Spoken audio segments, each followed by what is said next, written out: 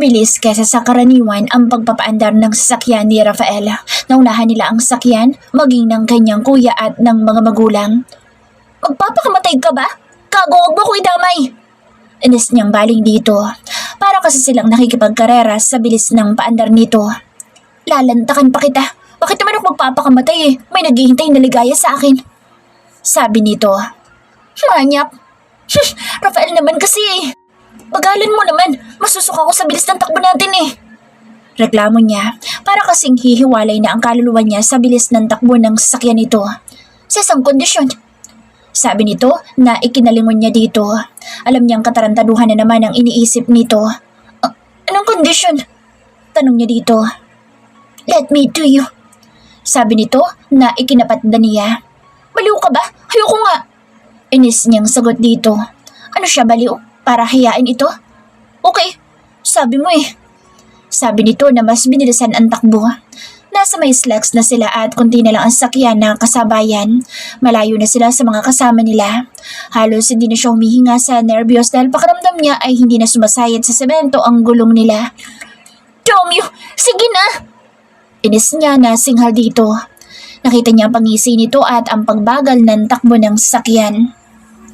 Nagulat pa siya nang lumiko sila at uminto sila sa isang kalye at medyo kubli ang gawing iyon. Malalayo ang kabahayan sa bahaging iyon. Bakit tayo huminto? Takang tanong niya dito. Lumungon ito sa kanya at tila nanalo sa loto sa ngisi nito sa kanya. A promise is a promise, baby. What did we agree earlier? Hindi natin magagawa yun na maayos kung nagmamaneho ko. So, let's know.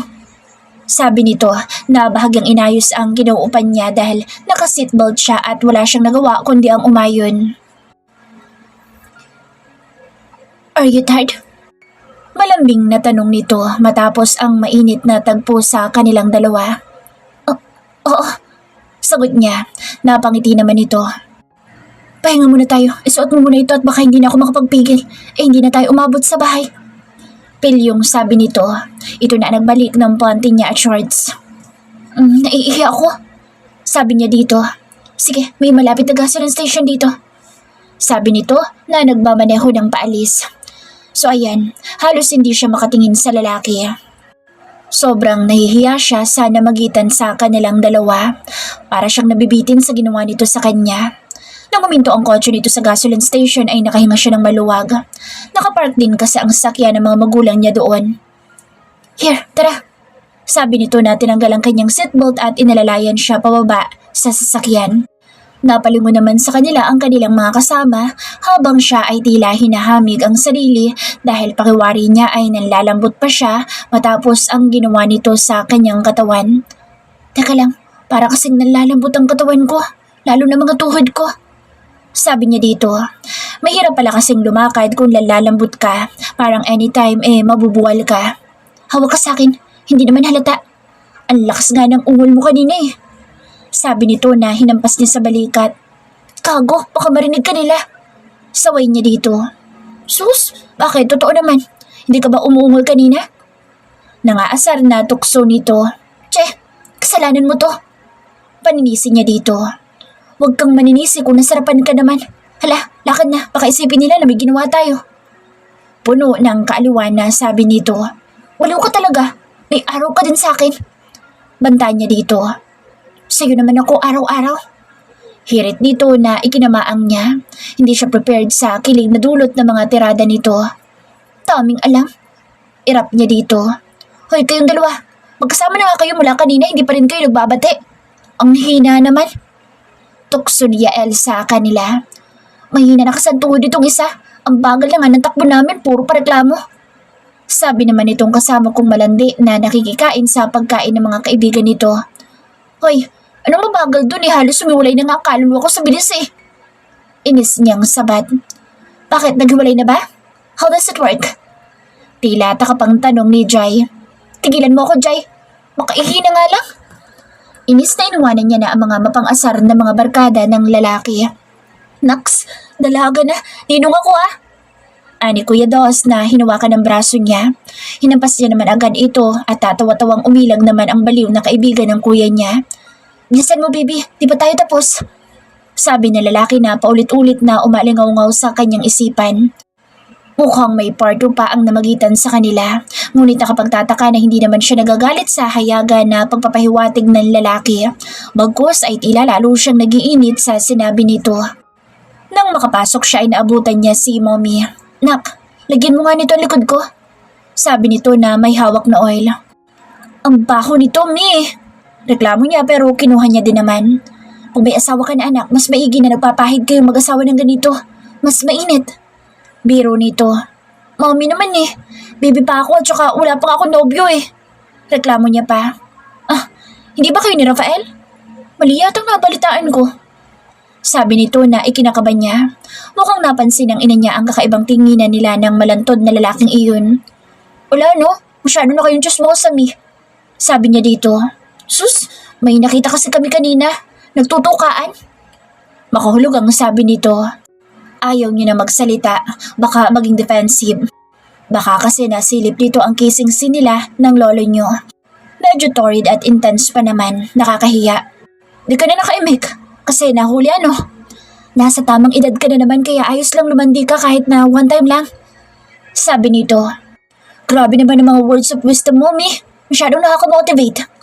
Biro niya dito. Totoo naman eh. Tsaka mahirap sa babae pag sobrang kunat na. Sabi nito. Baka kunat ka naman. Ikaw ba, Mi, makunat na? Gusto ko pa sana ng kapatid pa, Mi. Biro niya dito. Medyo tuyot na kami ng daddy mo. Kaya nga kayo nang tinutulak namin na magsipag-asawa na. Sabi nito. Medyo lang? Sure po kayo? Tatawa-tawa siyang lumayo dito. Baka mangurot ang nanay niya, mahirap na. Lumayas ka na nga at bibigyan na kita kay Rafael. Sabi nito. As if naman tatanggapin ako. Una na ako, Mi. Kita-kits later. Sabi nito na ikinumpas ang kamay. Nadot na niyang naghihintay ang lalaki sa may hood ng sakyan nito.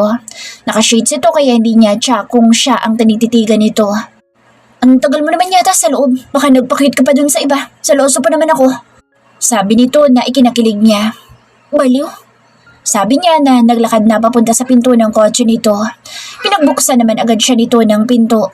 Matagal na akong baliw sa'yo. Sagot nito na naupo na sa driver's seat. Hala, nakalimutan kong bumili ng tubig.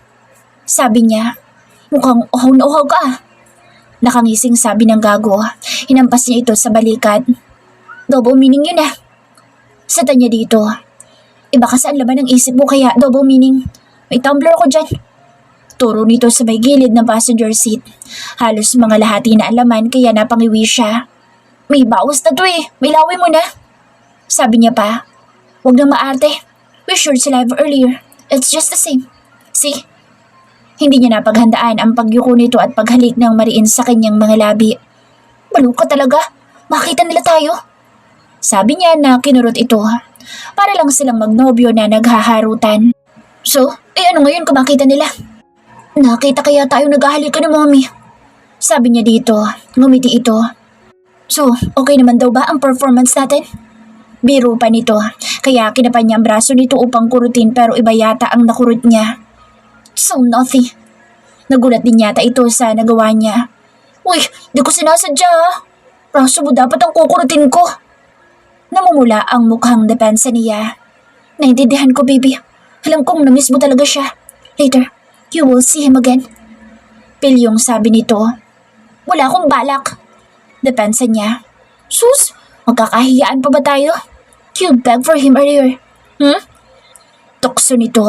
Nagulat pa siya nang hawakan nito ang kanyang kamay at igiya sa may harapan nito. Rafael! Pilit niyang inaagaw ang kamay niya mula sa pagkakahawak nito ngunit lalo nitong hinigpitan ang pagkakahawak. Isang maharot na halik ang iginawad nito. Napaayos siya ng upo ng may kumatok. Tatawa-tawa naman ang lalaki. Binuksan nito ang bintana ng sakyan. Si Yael na nakangisi ang napagbuksan nito. Nakakastorbo ba ako? Nakangising tanong nito kay Rafael. Di naman masyado pre. Baka gusto niya na umalis para sabay na tayo. Nagagalit na yung bata dito eh. Sabay nguso nito sa kanya. Pwede na yan pre. Pwede na yan gumawa ng bata. Diba Ella? Pangaasar nito. Kago. Sabi niya. Isinara naman agad ni Rafael ang bintana at muli siyang binalingan. Akala mo ba tapos na tayo? Tanong nito. Sa ano? Takang tanong niya. Kahit na may duda na siya kung anong tinutukoy nito. Maang-maangan, sige lang. Arbor ko yung panta mo mamaya ha. Pampagana. Sabi nito. Baliw ka talaga. Inis niyang sita dito. Naramdaman naman niya ang init na nagmumula sa katawan niya. Mukhang trip talaga siya nitong i-corner. You seem so nervous, baby. Puna nito nang mapaiktad siya nang idiinito ang palad sa kanyang katawan. Aalis na sila oh. Puro ka panlalandi. Ingos niya dito. Why did you do it 4 years ago? Tanong nito na ikinamaang niya. Ito na nga ba ang kinatatakutan niya? Ang mainit na konfrontasyon tungkol sa ginawa niya noong gabing iyon. Anong pinagsasasabi mo dyan? Pagmamaang-maangan niya. Nakakayang aminin ang mga ganoong pagkakamali. Sobrang nakakababa ng pagkatao lalo at babae siya. Pero what is done is done. Hindi na niya mababago ang mga nangyari na. Sana lang kasi kinalimutan na lang iyon na lalaki. Total ilang taon na din naman ang nakalilipas. You can't run forever, Ella. Pag ako nainis sa'yo, bubuntusin kita kahit hindi pa kasal. Ayoko na din naman na maghintay pa ng another 4 years. Makahulog ang sabi nito. Marahil ay break na ito at ang babaeng pinapalaki nito kasi ayaw nang maghintay eh. I'm not running. Bakit ko naman kailangan gawin yun? Namamawis na ang kanyang palad sa sobrang nervyos. Dasal siya ng dasal na sana'y dumating na kaagad sila sa pupuntahan nila para makalayo siya dito at nang makaiwas na din sa konfrontasyon. Normal na ang takbo ng sakyan kaya naman ay lalo siyang kinakabahan. Bakit nga ba? It doesn't matter anymore dahil malapit na akong maningil. Sabi nito na ikinalunok ko. Mukhang iba ang dating ng sigil na sinasabi nito. Sa kanya ba ito maniningil? Di naman siguro nito sasabihin ang bagay na iyon kung di siya ang involved. Lalong kumabog ang dibdib niya nang may mapansin. Bakit iba yatang way natin? Tanong niya dito. It's the opposite of the way that her brother go at tila sumisipol-sipol pa ito. Mukhang may nilulutong kalokohan ang lalaki. Hoy Rafael, hindi mo ba nakita mali ang dinaanan natin? Sita niya dito. I know baby, sa bahay tayo matutulog ngayong gabi. Punuan ngayon doon sa resort kasi peak season. Sabi nito, sabay kindat. Kay rich room ako makikishare. Katwiran niya. Your brother will probably throw you away from rich room. Sabi nito at nang ma-realize niya kung ano ang pahiwatig ay napao na lang siya. Maghahanap na lang ako ng ibang resort. Sabi niya, no, Tito agreed na sa bahay tayo matutulog. Sabi nito, kailan ka nagpaalam? Tanong niya dito, iba na ang kutob niya. You can ask him yourself, baby. Sabi nito na inginuso ang cellphone nito. Kinuha niya ang cellphone nito kahit na may cellphone naman siya. Wala lang, gusto niya lang malaman kung may picture ito ng babae o wallpaper. Nakakadalawang ring lang ay may sumagot na. Hello, Rafael, iyo. Ni mami niya. Kilala niya naman ang boses ng nanay niya. Mi, sa room niyo na lang po ako. Pakausap niya kaagad sa mommy niya. Pagtingin niya kay Rafael ay nakangisi na ito. Sorry anak, pero hindi kami sa resort matutulog eh. Sa business partner ng daddy mo. Diyan ka na muna kay Rafael, di ka naman niya pababayaan. Sige na, ibababa ko na. Nawala na agad ang mommy niya sa kabilang linya. Oo Mi, di niya ako pababayaan. Kakainin niya lang ako. Inis niyang bulalas. Pambihirang mga magulang niya naman kasi kung alam lang ng mga ito kung paano siyang lantakan ng lalaki niya iyon ay maeskandalo ang mga ito. Narinig niya ang halakhak nito sa kanyang sinabi. Mukhang aliw na aliw sa kanyang sitwasyon. Di naman kita pababayaan talaga. Papadapain kita at pagagapangin. Gagapangin na din. Sabi nito na kumindat pa. Hindi nga malayo mangyari ang bagay na iyon. Baliw, magmaneho ka na nga lang dyan. Dami mong alam. Sabi niya dito. Pero deep inside ay kinakabahan siya sa mga maaari nitong gawin. Lalo na kapag solo silang dalawa. Kung kanina nga'y halos hindi ito maawat sa kakapapak sa kanya. Lalo na kung magdamag silang magkasama. Saan aabot ang magdamag nila? Jack, na mawawarak siya nito. Malaking tao si Rafael kaya naman nagtataka din siya kung paano niya nakaya ang lalaki noon. You know what, Ella? Just enjoy what we have right now. Masyado kang hablad sa akin. Pero alam mo naman sa sarili mo na ang nangyari sa nakaraan ay ginusto mo. Anyway, hindi ako papayag na hindi yun maulit. Sabi nito na nilingon pa siya ng bahagya. Matutulog ako, huwag ka maingay. Sabi niya dito na ikinangisi nito. Okay, prepare for a hungry performance tonight, baby. Sabi nito na hinawakan ang kanyang kamay. Hinayaan niya na lang para sa ikatatahimik ng mundo. Maya-maya isang bungalow-style na bahay ang nakita niya. Malaki ito sa karaniwan, pero modern kumpara sa mga nakatabing bahay. Kaninong bahay ito? Tanong niya. Mine. Sagot nito at pinindot ang busina at bumusina ng 2 ulit. Medyo madilim na ang kabahayan. Maya-maya ay bumukas ang gate. Iniluwa ang isang matandang babae. Hula niya mga nasa 50 na ang babae. Magandang gabi po, ma'am, sir. Bati ng matanda. Magandang gabi din, Mang Ason. Pakihanda na lang po ang hapunan namin. Bumaba na ito at inalalayan akong pababa. Maganda ang loob ng bahay. Homey at napaka-cozy ng dating. May 2 kwarto kaya nakahinga siya ng maluwag. Ilang kwarto bang gagamitin ko? Tanong niya. Left room. Ang gagamitin natin. Sagot nito habang naglalakad papuntang sofa. Natin? Ulit niya. Yeah, nating 2. The other room is the storage room. Sira ang window. Di ko pa napapaayos. Besides, you need to get used on sharing bed with me. Nainis na siya. Nakakainis ka na. Alam mo ba yun? Bakit kailangan masanay akong katabi kang matulog? There's no us. Singhal niya. Really? And why do you do it 4 years ago? Sabi nito na matiim na tumitig sa kanya. Di ko alam sinasabi mo. Paiwas na ani niya. Pumasok na lang siya sa kwarto. Lahat ng nandoon ay gamit panlalaki. 4 years ago, a woman go to my bed and gave her V-card to me. Dinig niyang sabi nito. Bakit ko? Nautang niyang sabi. Napapausal siya ng mura sa isip niya. She hate the idea na wala siyang kawala dito. Really, baby? And that is you. Ella, sakala mo ba hindi ko malalaman? Natameme siya. Wala akong alam dyan. Deny ka lang, Ella. Huwag na huwag kang aamin. So, are you still virgin? Tila nanunubok na saad nito na ikinatigagal niya. Oo. Sagot niya na ikinahalakhak nito. You can deny it, baby. Pero I know it. I am your first and intended to be your last. At malalaman ko din naman yung kinaklaim mong virginity kung totoo. Bulong nito sa gilid ng tangan niya na ikinaiktad niya. Ba't ba kasi pilit ka ng pilit na ako yun? Nilangkapan niya ng inis ang boses. Because it's you. You have a mole in your left eye and a little mole near you. That's enough proof, baby. Tila siya binuhusan ng malamig na tubig. Namumula ang mukha niya dahil tama ito. Wala akong ganoon. Tanggi niya at pumasok na siya sa kwarto. Kumuha siya ng towel sa bag niya at pamalit na damit. She want to get away with the confrontation. Kung pwede lang na maglaho na lang siya bigla na parang bula, gusto niya agad-agad. Hinubad niya lahat ng damit niya pagkapasok. Binuksan ang shower at tumapat ng maramdaman na may tao sa likod niya. I'm taking a bath. Baka naman pwede isarado mo yung mata mo. Inis na singhal niya. Di bali nang makita nito ang puwet niya, wag lang ang harapang bahagi niya. Nice ass, baby. Sabay hakbang papalapit nito. Diyan ka lang. Banta niya dito. I want to check myself. Kung wala kang nunal, then I'll spare you. Pero pag meron, I'll punish you hard and rough. Banta nito. Ba't ko naman ipapakita ang ano ko? Baliw ka ba? Dalaga ako. Bulyaw niya. Umieko ang boses nito.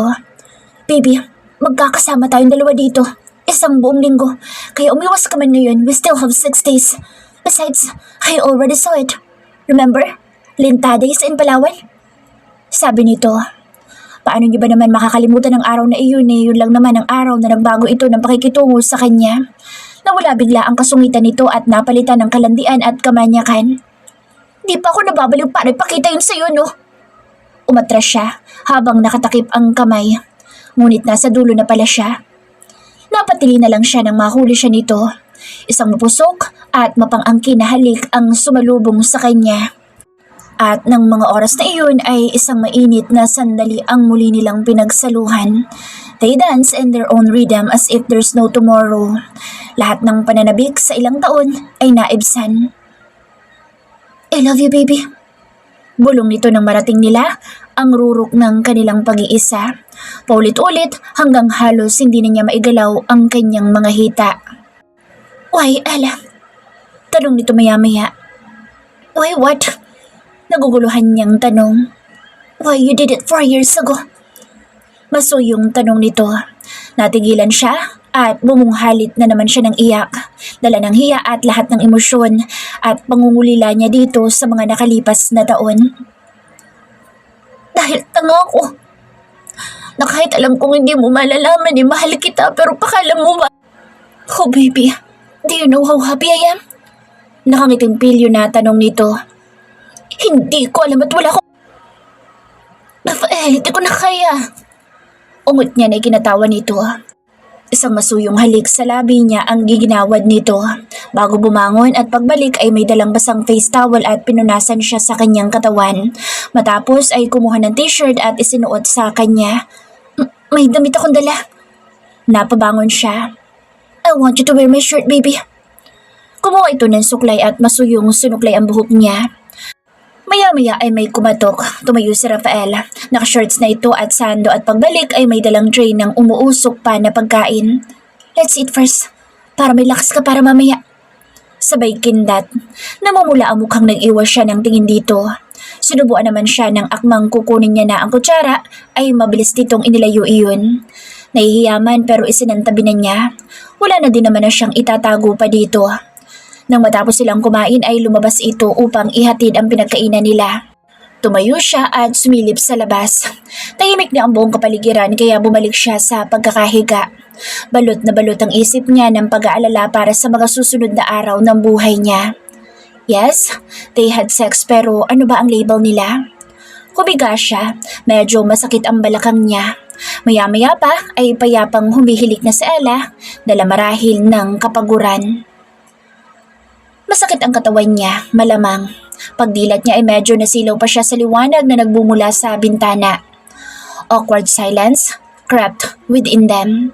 Nagising siya, nagising ito na tila ay napakalalim ng iniisip. In her part, she's so confused what would happen after that hot, steamy sex they had. In her part, nadarang siya sa sitwasyon. Maybe it's the reason pero hindi niya alam kung ano ang nasa sa loob ng lalaki. Anong oras na? Lumingon ito sa kanya bago iniabot ang cellphone niya at may ilang missed calls ang kanyang mommy at si Lander. Go back to sleep. It's still early.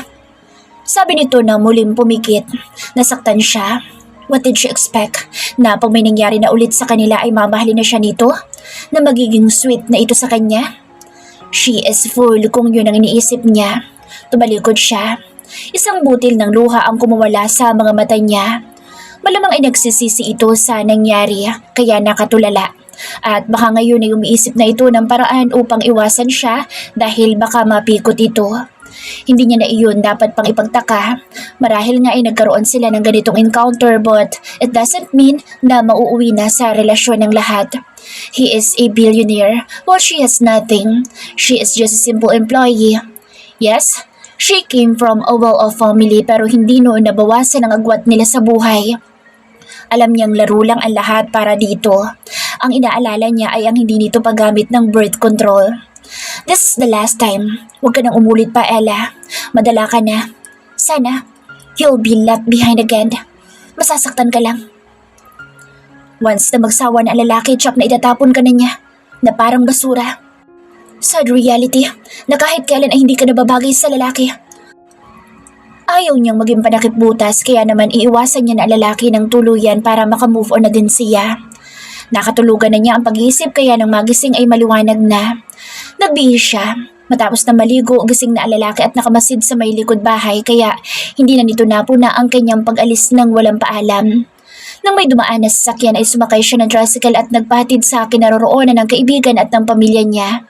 Nadatnan niyang nagkakasiyahan ng mga ito kaya nakasali na din siya. Oh, Ella, bakit hindi kayo magkasama ni parang Rafael? Untag ni Kuya Dos na tumabi sa kanya. Nauna na ako sa kanya. Tipid niyang sagot. Last talk, last mistake. Yun naman ang mabisang gawin lalo na sa sitwasyon niya ngayon. Nababalot ng lungkot at kahungkagan ang puso niya lalo na at umaasam siya na kahit papaano ay mag-aalok ito ng kahit maging nobyo man lang niya. Matapos anong nangyari? O kakapala na niya ang mukha niya sa pangangarap na sana'y pakasalan siya matapos ang nangyari. Pero aasa pa siya. Di ba masasaktan lang siya sa pambabaliwala nito? Nang dumating ito ay mistulang hindi sila magkakilala. Ni Sulyap ay hindi nito ginawa kaya naman ay nag-iwas siya ng tingin dito. Mapait siyang ngumiti. Hindi man lang nagpasalamat sa kanyang performance kagabi. Napangisi siya sa naisip. Gawin mang joke ang sitwasyon niya. Lumayo siya sa mga kasama niya upang makaiwas na din. Gusto niya mag-isip muna bago ang lahat. Mahal niya ang lalaki ngunit kailangan niya itong kalimutan habang maaga. Yun ang nakakainggit sa mga lalaki. Bakit ang dali lang sa kanila ang mang-iwan at magpaasa? Maya-maya ay may kamay na lumahad sa harap niya. Pagangat niya ng mukha, isang Briton ang nasa harap niya. Gwapo ang lalaki. Mas matangkad lang yata si Rafael ng 1 pulgada sa lalaki.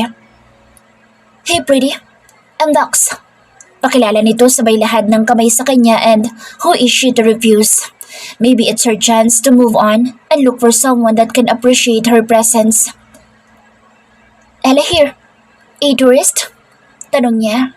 Yeah, it's my first time here. And I love the view. Umupo na ito sa tabi niya. Are you on the vacation? Sort of. Sagot niya. Nakatanaw siya sa dagat at ganun din ang ginawa nito. Are you alone? Maya-maya ay tanong nito. No, I'm with my family. I just want to catch some fresh air here. Nakangiti niya sagot, lalo nang makita niya na nakatingin si Rafael sa gawin nila, nakausap ang isang mistisang hilaw na babae. She felt the pain that all she wanted to do at this moment is to cry all day and be alone. Pero kabastusan kung iiwanan niya ang kausap. Sorry if I ruin your moment here. Anyway, I need to go. See you around. Paalam nito na hinatid ng tanaw ang bulto nito. Are you okay? Si Jom ang nalingunan niya. I'm okay. Sagot niya na medyo pumiyok. Mukhang nagkaayos na si Jom at ang kanyang kuya Yael kasi magkabuntot na naman ang dalawa. I don't know what's going on between you and Rafael. Pero alam ko na may matindi kang pinagdadaanan. Umupo na ito sa tabi niya. Tanga kasi itong kaibigan mo. Ang hilig umasa at mag-assume. Kaya ang ending ako din ang nasasaktan. Napahigbi na siya. Buti at nakasanglasa siya kaya hindi halata. Alam kong matagal mo na siyang gusto. Hindi yun tanong kundi statement. Paano? Tanong niya. Babae din ako kaya ramdam ko. Maging ang pag-iwas mo doon sa tao. At last kong nakita yung ganyan ka ay nung ikakasal siya at ngayon mukhang napasok ka na ng tuluyan. Sabi nito. Malungkot na nakitanaw sa tinatanaw niya. Ang hirap maging babae. Yung ikaw yung tipong naghihintay, nagagawa siya ng move para magkaroon ng label lang kung ano man ang meron sa amin. Ang masakit, may iba pala siya. Pumatak ang luhang pigil na pigil niya. After nito malamang maglalaho ka na naman. Why don't you face him now instead of avoiding it? Payo nito. Para ano? Para mas masaktan pa ako? Sawang-sawa na ako masaktan eh. Kita mo naman si Kuya at si Rich, di ba? Lahat ng effort ginawa na ni Rich pero never na na-appreciate ni Kuya. Not until he learned to love her. Pero iba ang sa amin, Jom. Walang signs na minahal niya ako. Walang pansin na natang masakit may pakakasalan na siyang iba. Pinahid niya ang luhang kumawala sa mga mata niya. Ikakasal? Sino bang pinag-uusapan natin dito? Still Rafael or other guy? Tanong nito na tila walang ideya. Rafael, naalala mo ba na may pinapalaki pa siyang babae? Sabi niya sa akin pakakasalan niya ang babae pagbalik niya. At ngayon ang balik niya. Ayoko maging masokista para i-torture ang aking puso kung saan siya masaya. Hahayaan ko na lang siya. Malungkot siyang umiti. Wow, how to be you po. Hela naman, ba't hindi ka mag-try na kausapin siya? Prangkahin mo kung ano bang halaga mo sa kanya. Tila naiinis na ito. Para ano pa? Para mas masaktan lang? Huwag na lang. Alam ko na at ramdam ko na mas kasulyap nga wala eh. Hindi ko man iniinda nung una pero ngayon parang sinampal na sa akin na kahit anong gawin ko, hindi ako magiging masaya. Hindi ko mararanasan na maikasal sa taong mahal ko. Napahigbi siya. Pasimple niyang pinahid ang mga luhang tumakas na naman sa mga mata niya. I don't know what words can make you stop from crying. Pero papalapit ang lalabs mo. Baka mahalata niya. Bulong nito na nakangiwi. Kunwari natawa siya sa sinabi nito. Kakain na tayo, Ella. Jam, iwanan ka muna namin dito. Sabay hila nito sa kanya. Patayo, namuntik pa siyang masubsob dito. Pinagpagay niya ang shorts niya at sumunod na dito kasi hindi man lang siya nito inintay. Napabuntong hininga na lang siya. This is the last time na magpapakatanga siya dito. Sila lang dalawa ang nasa mesa kasi nag-swimming na ang iba. Wala siyang ganong kumain lalo at feeling niya pagod na pagod siya. No wonder, magdamag ka ba namang puyatin? Hindi ka ba naman aantukin? Inilahad nito ang kamay. Use my room here para makapagpahinga ka. Sabi nito, hindi na. Magsuswimming din naman ako mamaya. Sabi niya habang kumukuha ng salad. Umupo ito sa tabi niya mismo. You look tired. Come on, bilisan mo nang kumain dyan. I already canceled your reservation. We'll sleep in my room. Sabi nito na bahagyang sumandal sa upuan na ikinamulagat niya. Paano ko makita kanila, Daddy? Hindi ba talaga nag-iisip ang lalaking ito? I'm not invisible, so makikita naman talaga nila ako. Papiloso po nitong Saad. You know what I mean? Pairap niyang sabi dito. So? Susuhin kita dyan Kakatain ka nila, kuya. Sabi niya dito. Matagal na nga dapat nangyari to No need to worry. Sabi nito.